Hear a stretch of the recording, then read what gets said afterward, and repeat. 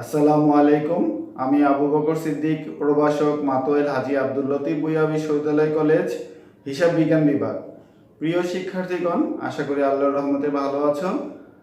আমরা আজকের ভিডিও ক্লাসে যে টপিকটি নিয়েছি সেটা হলো non profit organisation and its account. এই টপিকটা বিবিএ 4th ইয়ারের অ্যাডভান্স অ্যাকাউন্টিং 2 এই সাবজেক্টের মধ্যে আছে। যারা বিবিএ 4th ইয়ারে পড়ো তাদের জন্য আজকের এই ক্লাস। নন প্রফিট অর্গানাইজেশন বলতে কি বোঝায় সেটা আমরা শিখি। যে প্রতিষ্ঠানের মুখ্য উদ্দেশ্য মুনাফা অর্জন নয়, সেসব প্রতিষ্ঠানকে আমরা নন প্রফিট অর্গানাইজেশন বলি। যেমন স্কুল, কলেজ, হাসপাতাল, ক্লাব, এসব প্রতিষ্ঠানগুলো হলো নন প্রফিট অর্গানাইজেশন। দেখো এখানে একটা সংজ্ঞা লিখে নিয়েছি। সংজ্ঞাটা হলো যে সমস্ত প্রতিষ্ঠান কোনরূপ ব্যবসায়িক কার্যকলাপ অর্থাৎ পণ্যের উৎপাদন, বন্টন, ক্রয়, বিক্রয় প্রভৃতি কার্যে লিপ্ত না হয়ে সর্বগণের কল্যাণ তথা সামগ্রিকভাবে সমাজ কল্যাণকর কার্যাবলীতে লিপ্ত থাকে তাদেরকে অমুনাফাজীবী প্রতিষ্ঠান বলে, অর্থাৎ নন প্রফিট অর্গানাইজেশন বলে। এই অঙ্ক করার জন্য প্রশ্নে কি দেয়া থাকবে? প্রশ্নে কি দেয়া থাকে? একটি প্রাপ্তি প্রদান হিসাব দেয়া থাকে, অর্থাৎ রিসিভ এন্ড পেমেন্ট অ্যাকাউন্ট দেয়া থাকবে, প্রশ্নে দেয়া থাকবে এটা। আর কিছু সমন্বয় অ্যাডজাস্টমেন্ট দেয়া থাকবে। আমাদের করণীয় কি বলবে, মানে কি করতে হবে, রিকোয়ারমেন্ট কি থাকবে? ওপেনিং ক্যাপিটাল ফান্ড তৈরি করতে বলবে, ইনকাম এন্ড এক্সপেন্ডিচার অ্যাকাউন্ট করতে বলবে, ব্যালেন্স শিট তৈরি করতে হবে বলবে। তাহলে ওপেনিং ক্যাপিটাল ফান্ড করব, ইনকাম এন্ড এক্সপেন্ডিচার অ্যাকাউন্ট করব, ব্যালেন্স শিট করব। এখন আমাদের জানতে হবে কোথায় কি যাবে। ওপেনিং ক্যাপিটালে কি যায়, ইনকাম এন্ড এক্সপেন্ডিচার অ্যাকাউন্টে কি যায়, ব্যালেন্স শিটে কি যায়। দেখো এখানে আমরা যদি দেখি ওপেনিং ক্যাপিটাল ফান্ডে কি যায়। ওপেনিং ক্যাপিটাল ফান্ডে গড় এইভাবে করলে হবে, লায়াবিলিটিস টাকা, অ্যাসেটস টাকা। অ্যাসেটস এ কি যাবে? বিগত বছরের সম্পদ অথবা যে বছর অঙ্কের বছরের 1 তারিখে যে অ্যাসেট গুলো থাকবে সেগুলো যাবে, অর্থাৎ বিগত বছরের সম্পদ অথবা চলতি বছরের 1 তারিখ বা প্রথম তারিখের যে সম্পদগুলো সেগুলো যাবে। লায়াবিলিটি পাশে কি যাবে? বিগত বছরের বা চলতি বছরের 1 তারিখের বা প্রথম তারিখের যে দায় সমূহগুলো আছে সেগুলো যাবে, অর্থাৎ চলতি বছরের প্রথম তারিখের সম্পদ আর লায়াবিলিটি গুলো যাবে, অর্থাৎ আগের বছরের 31শে ডিসেম্বর তারিখে যে সম্পদ এবং দায় আছে সেগুলো যাবে। তাহলে সম্পদ থেকে দায় বাদ দিলে যে অংশটুকু পাওয়া যায় সেটাকে আমরা ক্যাপিটাল ফান্ড হিসেবে দেখাবো, অর্থাৎ সম্পদ থেকে দায় বাদ। তারপরে আসো requirement two, income and expenditure account. Income and expenditure অ্যাকাউন্টে এইভাবে করলে হবে, এক্সপেন্স টাকা, ইনকাম টাকা। এক্সপেন্সে যাবে মুনাফা জাতীয় ব্যয়সমূহ সেগুলো যাবে, আর এখানে মুনাফা জাতীয় আয়সমূহ যাবে। আচ্ছা, মুনাফা জাতীয় ব্যয়সমূহ কি কি হয় সেটা সবাই জানো তোমরা। স্যালারিজ, ডিপ্রিসিয়েশন, রেন্ট এক্সপেন্স আর সাপ্লাইজ এক্সপেন্স, অর্থাৎ এক্সপেন্স গুলো যেগুলো চলতি বছরেই শেষ হয়ে যায়। ইনকাম আর মুনাফাজিত আয় সমূহ কি কি? সাবস্ক্রিপশন লিখছি, ইন্টারেস্ট ফি লিখছি, locker rent, hall rent, interest on investment, sales of waste paper. অন্য অথবা প্রশ্নে যদি কোনো এন্ট্রিকে বলে দেয় ওরা যে এটা মুনাফা জাতীয়, সেক্ষেত্রে মুনাফা জাতীয় দেখাইতে হবে। এরপরে আসো ব্যালেন্স শিটে কি কি যাবে। ব্যালেন্স শিটে সেম আবার উপরের ওপেনিং ক্যাপিটাল ফান্ডের মতোই সব হবে, লায়াবিলিটিস টাকা, অ্যাসেট টাকা। অ্যাসেটে যাবে কি? বছর শেষ দিনে যে অঙ্কের বছরের শেষ দিন যে সম্পদগুলো থাকবে সেগুলো যাবে, 31শে ডিসেম্বরে যে সম্পদগুলো থাকে সেগুলো যাবে, আর বছর শেষ দিনে যে লায়াবিলিটি আর ওনার সিকিউরিটি সেগুলো যাবে। অর্থাৎ এটা হলো বছর শেষ দিনের জন্য। ওপেনিং ক্যাপিটাল ফান্ড হলো বছরের শুরুর দিনের জন্য। বছরের শুরুতে কত টাকা সম্পদ দায় দেনা থাকবে সেটা হলো ওপেনিং ক্যাপিটাল ফান্ড করব, আর বছর শেষে কত টাকা সম্পদ দায় দেনা থাকবে সেটা আমরা ব্যালেন্স শিট করব। ব্যালেন্স শিটে কি যাবে? বছর শেষ দিনে কি কি অ্যাসেট আছে আর বছর শেষ দিনে কি কি লায়াবিলিটি এবং ওনার সিকিউরিটি আছে সেগুলো দিয়ে আমরা এই ব্যালেন্স শিট করব। এই ছিল আমাদের এই 3টা পার্ট। আমরা এই নিয়মগুলো শিখলাম, তারপরে আমরা অঙ্কে চলে যাব। দেখো তোমরা একটু নিয়মগুলো আর খাতায় লিখে একটু প্র্যাকটিস করো। এবার দেখো যে মুনাফা জাতীয় আয় মুনাফা জাতীয় আয় কোনগুলো, মুনাফা জাতীয় ব্যয় কোনগুলো, মূলধন জাতীয় আয় কোনগুলো, মূলধন জাতীয় ব্যয় কোনগুলো, সেগুলো আমরা শিখবো এখন। দেখো মুনাফা জাতীয় আয় সমূহ যদি আমরা দেখি তাহলে দেখো সাবস্ক্রিপশন, চাঁদা, এন্ট্রান্স ফি, প্রবেশ ফি, লকার রেন্ট, লকার ভাড়া, hall rent, interest on investment, sale of waste paper, sale of drama tickets, donation of small figure. অনুদানটা, ডোনেশনটা কি হয়, যদি ছোট অঙ্কের হয় সেক্ষেত্রে আমরা মুনাফা জাতীয় ধরবো, আর যদি বড় অঙ্কের হয়, আর যদি প্রশ্নে বলে দিবে যে অনুদান কি, কোনো কিছু না বলে দিলে মুনাফা ধরলে হবে ক্যাপিটাল মানে মূলধন জাতীয় ধরলে হবে। আর গ্রাস বিক্রয়, সেল অফ গ্রাস।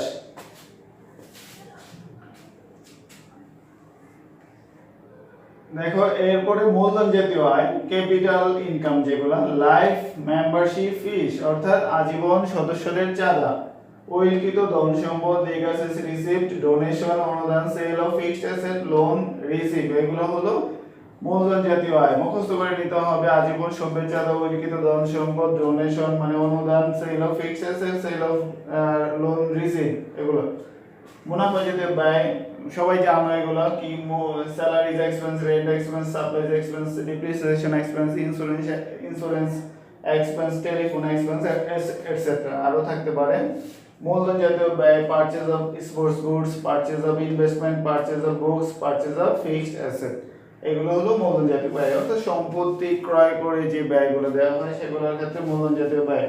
এই মূলধন জাতীয় ব্যয়গুলো যাবে অ্যাসেট পাশে, মুনাফা জাতীয় ব্যয়গুলো যাবে এক্সপেন্সের পাশে, মূলধন জাতীয় আয়গুলো যাবে লায়াবিলিটিস পাশে, আর মুনাফা জাতীয় আয়গুলো যাবে আয় পাশে, রেভিনিউ পাশে বা রিসিভ পাশে, রেভিনিউ ইনকাম পাশে, ইনকাম পাশে যাবে।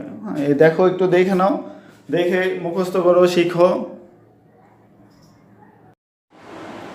এরপর দেখো যেটা মনে রাখতে হবে, মনে রাখার বিষয় হলো কারেন্ট ইয়ার ডিউ মানে চলতি বকেয়া যদি থাকে যোগ হবে, কারেন্ট ইয়ার ডিউ যদি থাকে যোগ, লাস্ট ইয়ার ডিউ থাকলে বিয়োগ হবে, মাইনাস হবে, মাইনাস করবা যার সাথে।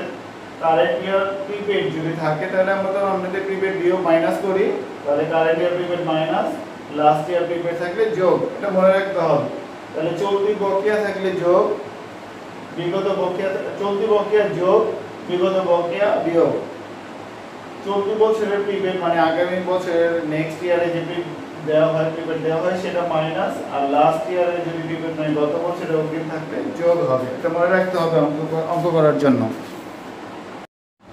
আচ্ছা দেখো একটা প্রশ্ন নিয়েছি, প্রশ্নটা আমরা এখন সমাধান করব, তাহলে আরো বিস্তারিত শিখতে পারবে।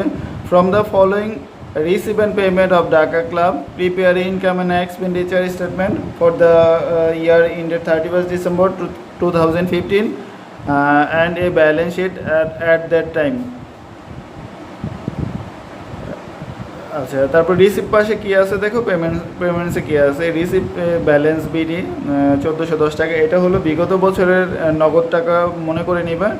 আর সাবস্ক্রিপশনে দেখো 2014 সালে আছে 16 টাকা, 2015 সালে 844 টাকা, 2016 সালে 32 টাকা, এটা হলো লাইবিলিটি হিসেবে চিন্তা করতে হবে। এখানে সাবস্ক্রিপশন তিনটা, একটা হলো 14 সাল মানে বিগত বছর, 15 সাল মানে চলতি বছর, আর 16 সাল মানে আগামী বছর মানে প্রিপেড। এই প্রিপেডটা লাইবিলিটি পাশে চলে যাবে।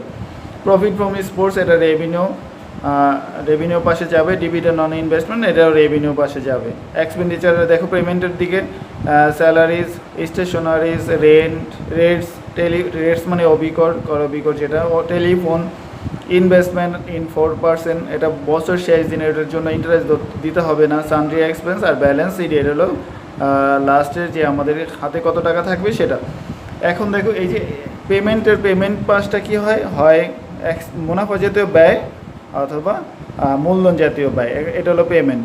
এখানে হয় ব্যয়গুলো থাকবে না সম্পদ থাকবে, এখানে ইনকাম থাকবে না লাইবিলিটিস থাকবে, ঠিক আছে। এবার কিছু এডিশনাল ইনফরমেশন দেওয়া আছে দেখো, দেয়ার আর 900 members paying annual subscription of টাকা 1 টাকা পার হেড। 900 মেম্বার আছে, প্রত্যেকে 1 টাকা করে চাঁদা দেয়, 900 টাকা চাঁদা হওয়ার কথা প্রতি বছর। এখানে দেখো চাঁদা এই বছর 2015 সালে চাঁদা আছে 844 টাকা, অর্থাৎ 56 টাকা চাঁদা এখনও বকেয়া আছে, কারেন্ট ইয়ার ডিউ আছে 56 টাকা। টাকা 18 টাকা বিং ইন এরিয়ার মানে বকেয়া for 2014 at the beginning of 15। আচ্ছা, চাঁদা বকেয়া আছে বিগত বছরে, চাঁদা বকেয়া আছে 18 টাকা। এখানে একটু ঝামেলা আছে, দেখো 14 সালে চাঁদা পেয়ে গেছি আমরা 16 টাকা, 18 টাকার মধ্যে 16 টাকা পেয়ে গেছি, তাহলে 16 টাকা 2 টাকা এখনও লাইবিলিটি হিসেবে না সম্পদ হিসেবে থেকে যাবে। ব্যালেন্স শিট যখন আমরা করব তখন 2 টাকা আরও কারেন্ট ইয়ার সাথে এই 2 টাকা এখনও পাইনি, সেটা সম্পদ হিসেবে দেখাতে হবে। স্টক অফ স্টেশনারি 31শে ডিসেম্বর 2014 সালে 20 টাকা, মানে বিগত বছরে স্টেশনারি হলো 20 টাকা, আর চলতি বছর শেষে সমাপনী থেকে যাবে 36 টাকা।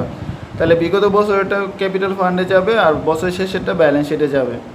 At 31st December 2050, their rates were prepaid the following 31 March, 31st March, the annual charge being 240 টাকা। আচ্ছা, এটার মানে হলো যে অবিকর প্রত্যেক বছর 31শে মার্চ পর্যন্ত দেওয়া হয় এবং বাৎসরিক অবিকরের পরিমাণ হলো 240 টাকা, অর্থাৎ এক্সপেন্সের 240 টাকায় যাবে। আর এটা যেহেতু 3 মাসের বেশি করে প্রত্যেক বছরেই দেওয়া হয়, এই জন্য আমাদের যখন ক্যাপিটাল ফান্ড করবো বিগত বছরের অগ্রিম হিসেবে সম্পদ দেখাবো 3 মাসের টাকা, আবার কারেন্ট ইয়ারের অগ্রিম হিসেবে সম্পদ দেখাবো 3 মাসের টাকা, কারণ প্রত্যেক বছর 31শে মার্চ পর্যন্ত 3 মাস বেশি দেওয়া হয়। A quarter of charge for telephone is outstanding, the amount accrued being টাকা 14। তাহলে টেলিফোন বিল 14 টাকায় বকেয়া আছে, সেটা আমরা দেখা দেবো টেলিফোন বিলের সাথে যোগ, আরেকবার কারেন্ট লাইবিলিটি হিসেবে ব্যালেন্স শিটে যাবে। Sunday expense outstanding at 31st December 2014 টাকা 28। এটা বিগত বছরের বকেয়া, আমরা বিগত বছরের বকেয়া ক্যাপিটাল ফান্ড নির্ণয়ে আমরা লাইবিলিটি হিসেবে দেখাবো, আরেকবার বিগত বছরের বকেয়া সানডে এক্সপেন্স থেকে মাইনাস করে দেব ইনকাম অ্যান্ড এক্সপেন্ডিচার অ্যাকাউন্টে। At 31st December 2040 the building stood in the books at টাকা হলো 4,000 টাকা। তাহলে বিল্ডিং হিসেবে দেখাবো আমরা 4,000 টাকা, সম্পদ ক্যাপিটাল ফান্ডেও যাবে, ব্যালেন্স শিটেও যাবে, ডিপ্রিসিয়েশন করবো এর উপর 5%। আর ইনভেস্টমেন্ট 31শে ডিসেম্বর 2014 সালে বিগত বছরে ইনভেস্টমেন্ট ছিল 8,000 টাকা, এটা আমরা একবার ওপেনিং ক্যাপিটালে দিব, আর একবার যেহেতু এগুলো ফিক্সড আছে তাহলে ব্যালেন্স শিটেও দেখাবো। এই ছিল অঙ্ক। এবার আমরা চলো সমাধানের দিকে যাই।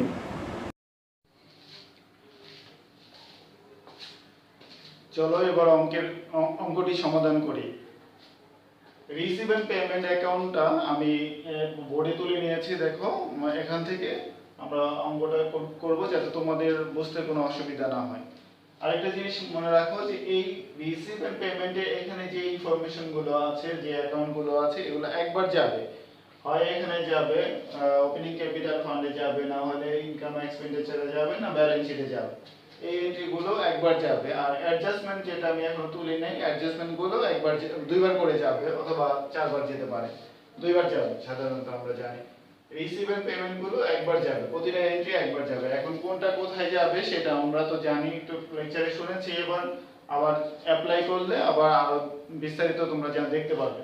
আচ্ছা দেখো, ব্যালেন্স বিডি, এটা আমরা কি জানি, আগের বছরের নগদ টাকা বা ব্যাংক ব্যালেন্স, সেটা আমরা ওপেনিং ক্যাপিটাল ফান্ডে অ্যাসেট পাশে দিব, ক্যাশ লিখেও দিতে পারি বা ব্যাংক লিখে 1410 টাকা।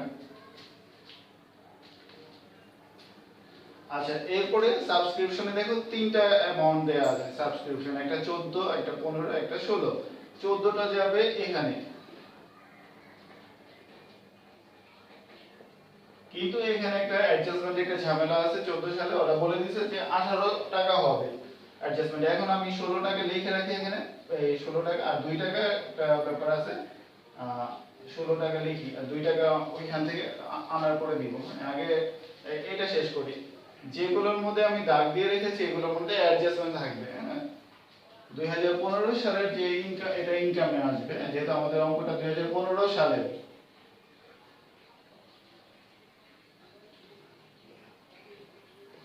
যেগুলো অ্যাডজাস্টমেন্ট থাকবে সেগুলো আমরা এখানে লিখব।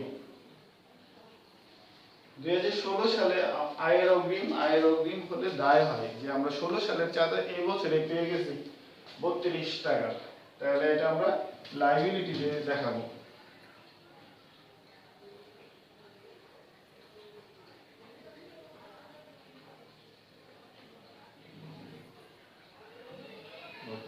তাহলে এই পর্যন্ত শেষ। প্রফিট ফ্রম স্পোর্টস এখানে লিখব।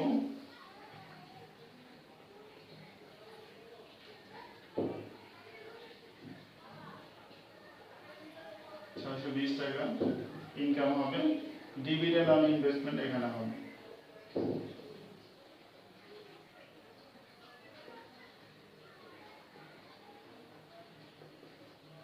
400 টাকা। এই পাশ শেষ, এবার এই পাশ লিখব। স্যালারিজ এটা এক্সপেন্স এখানে লিখব। স্যালারিজ এর সাথে কোনো অ্যাডজাস্টমেন্ট নাই, যার কারণে ডাইরেক্ট 2 নম্বরে করে লিখে দেব 832 টাকা। আচ্ছা, এইগুলো তো প্রফিট এন্ড এক্সপোর্টস এর কোনো অ্যাডজাস্টমেন্ট নাই, না থাকলে আমরা এখানে লিখে দিতে পারি 602 নম্বর করে। ডিভিডেন্ড এটা তো ইনভেস্টমেন্ট এটা তো নাই, 620 টাকা লিখে দেব। আর থাকলে আমরা লিখব। আচ্ছা, স্যালারিজ 832 টাকা। স্টেশনারিজ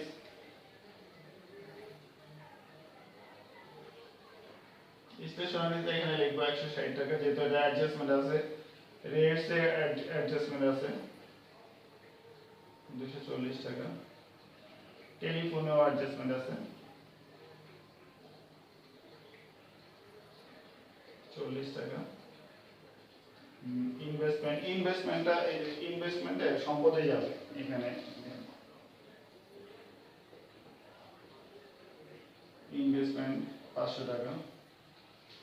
আচ্ছা, এখানে লিখতে পারি আবার নিউ ইনভেস্টমেন্ট যখন আছে লিখি, তারপরে দেখুন, তারপরে সানডে এক্সপেন্স, টেলিফোনটা অ্যাডজাস্টমেন্ট আছে, একটু গ্যাপ দিয়ে রাখি 370 টাকা।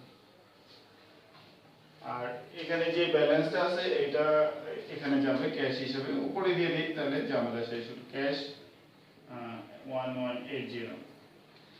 এই ছিল হলো রেয়ামিলটা কিভাবে তুলতে হয়। ক্যাশ রেয়ামিল বলতে হলো রিসিভ এন্ড পেমেন্ট অ্যাকাউন্টটা কিভাবে পোস্টিং দিতে হয় সেটা দেখাচ্ছে। যে সব এখানে প্রত্যেকটা এন্ট্রি কিন্তু এইটাই যাবে, না হলে এখানে যাবে, না হলে এখানে যাবে, অর্থাৎ একবার যাবে।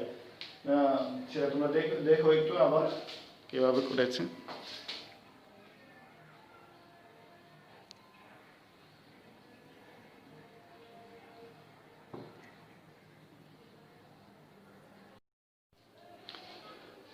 দেখো অ্যাডজাস্টমেন্ট গুলো লিখে নিয়েছি। অ্যাডজাস্টমেন্ট ফার্স্ট অ্যাডজাস্টমেন্ট কি আছে দেখো, 900 member paying an annual subscription of টাকা 1 টাকা পার হেড। 900 মেম্বার প্রত্যেকে 1 টাকা করে চাঁদা দেয়, তাহলে প্রত্যেকে 1 টাকা করে চাঁদা দিলে 900 টাকা চাঁদা আসবে এই বছরে। তাহলে দেখো এখানে আমরা 900 টাকা চাঁদা পাইনি, আমরা 844 টাকা পেয়েছি, তাহলে 56 টাকা ডিউ হিসেবে আসবে। অ্যাড করব আমরা ডিউ লিখে বকেয়া, আয়ের বকেয়া 56 টাকা, আর এখানে 900 টাকা হবে। তাহলে 56 টাকা আমরা এখানে আবার দেখাবো সাবস্ক্রিপশন। এই 56 টাকা একবার এখানে আয়ের পাশে যাবে, আর একবার অ্যাসেট পাশে ভিতরে লিখবো আমরা।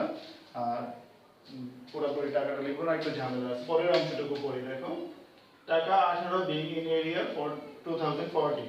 আর মানে সাবস্ক্রিপশন 14 সালে 18 টাকা বকেয়া আছে, তাহলে আমরা আগের বক্সে 16 টাকা পাইছি আর 2 টাকা, এই হলো 18 টাকা। আর এই 2 টাকাটা এই 56 টাকার সাথে যোগ হবে, টোটাল আমাদের বকেয়া থাকবে তাহলে বছর শেষে 58 টাকা, 58 টাকার ডিউ থাকবে। এই হলো 1 নম্বর অ্যাডজাস্টমেন্ট শেষ। 2 নম্বরের অ্যাডজাস্টমেন্ট দেখো, স্টক অফ স্টেশনের 31 ডিসেম্বর 14 সালে 20 টাকা, 31 ডিসেম্বর 15 সালে 36 টাকা। তাহলে স্টেশনারি এখানে যাবেন, স্টেশনারি এখানে যাবে 20 টাকা, আর স্টেশনারি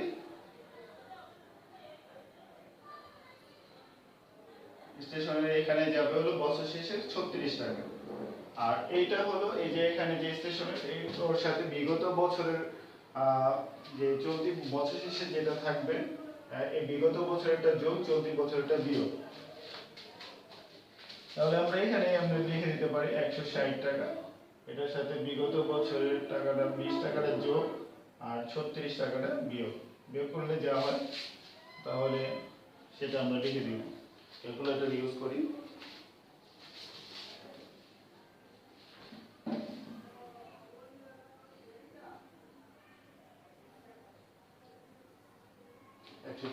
টাকা।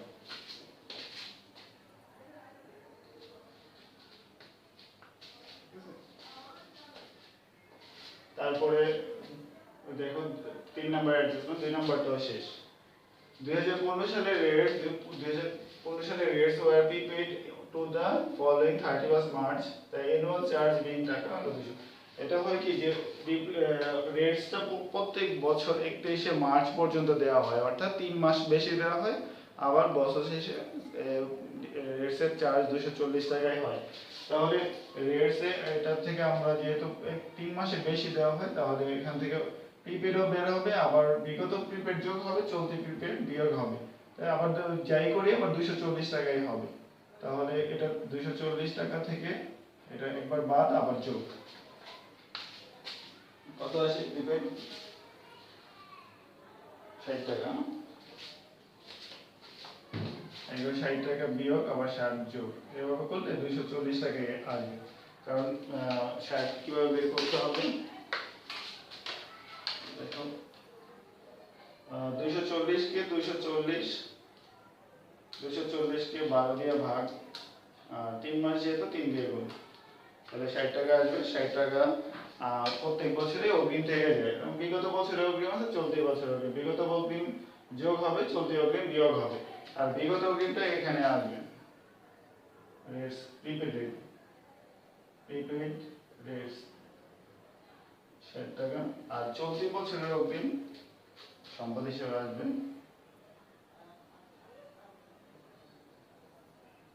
60 টাকা। এলো রেটস শেষ। আর টেলিফোন ইজ আউটস্ট্যান্ডিং টাকা হলো 14 টাকা। টেলিফোন বিল 14 টাকা বকেয়া আছে, আমরা এই টেলিফোনের সাথে 14 টাকা যোগ করে দেব, অ্যাড ডিউ।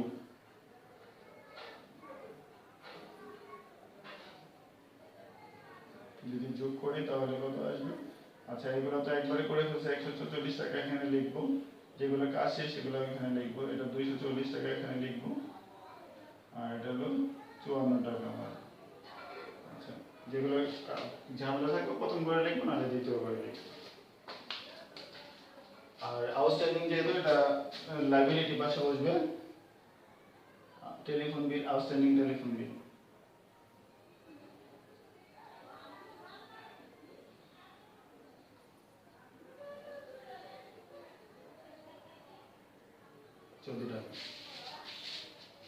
ঝামেলা নেই, 2 নাম্বার করে লিখে দিব, যেগুলো ঝামেলা থাকবে সেগুলো প্রথম করে, আর নাহলে 2 নাম্বার দ্বিতীয় করে লিখে দিব।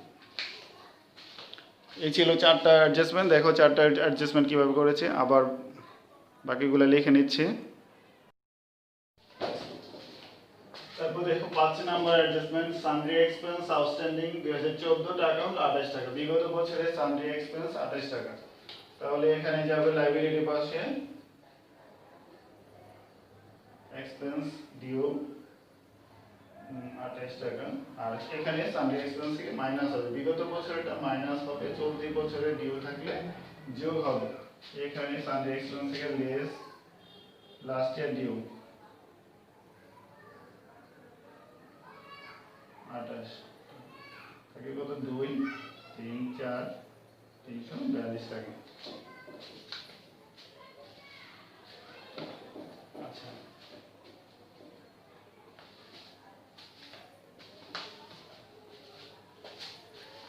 এরপরে তোমার 6 নম্বর অ্যাডজাস্টমেন্ট, 2014 বিল্ডিং হলো 40,000 টাকা। তাহলে এটা যেহেতু 14 সালের বিল্ডিং, এটা আমরা অ্যাসেট পাশে যাবে, ওপেনিং ক্যাপিটাল ফান্ডের 4,000 টাকা, আর আরেকবার ব্যালেন্স শিটেও যাবে, এখানেও যাবে বিল্ডিং। এটা যেহেতু অ্যাডজাস্টমেন্ট থাকবে, এখানে অবশ্যই মাইনাস হবে, ডিপ্রিসিয়েশন বলছে 5%, তাহলে 4,000 টাকা 5% করলে 200 টাকা হবে। তাহলে এখানে এক্সপেন্সে যাবে ডিপ্রিসিয়েশন এক্সপেন্স, 200 টাকা। আচ্ছা, আর এখান থেকে মাইনাস হবে, লেস ডিপ্রিসিয়েশন এক্সপেন্স 200 টাকা, 3,800 টাকা আমরা টাকা করে দেব। শেষ, এটাও শেষ। এবার শেষে দেয় ইনভেস্টমেন্ট হলো 31 ডিসেম্বর 8,000 টাকা, এখানে যাবে ইনভেস্টমেন্ট 8,000 টাকা, ইনভেস্টমেন্ট 8,000 টাকা এখানে লিখবো, আর এই যে এখানে ব্যালেন্স শিটেও লিখবো ইনভেস্টমেন্ট 8,000 টাকা। আচ্ছা, এই ছিল অ্যাডজাস্টমেন্ট গুলো। আর কোনো পার্সেন্টেজ আছে কিনা ইনভেস্টমেন্টের সাথে? 4% নিলে ওটা তো ব্যালেন্স শিটে দেয়া আছে।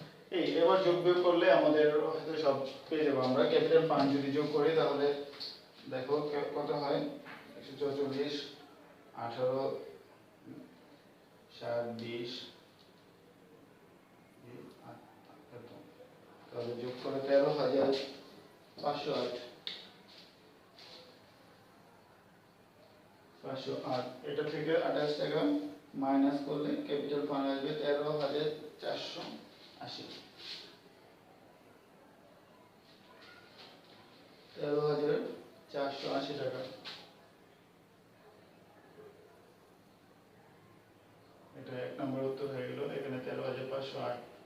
তাহলে এই পেয়ে গেলাম আমরা ক্যাপিটাল ফান্ড, যেটা আমরা এখানে লিখবো। হ্যাঁ, এখন আমরা নেট ইনকাম বের করি। Access of income over expenditure বলে এখানে। তাহলে এখানে রেভিনিউ আছে আমাদের কত, 900, 620 আর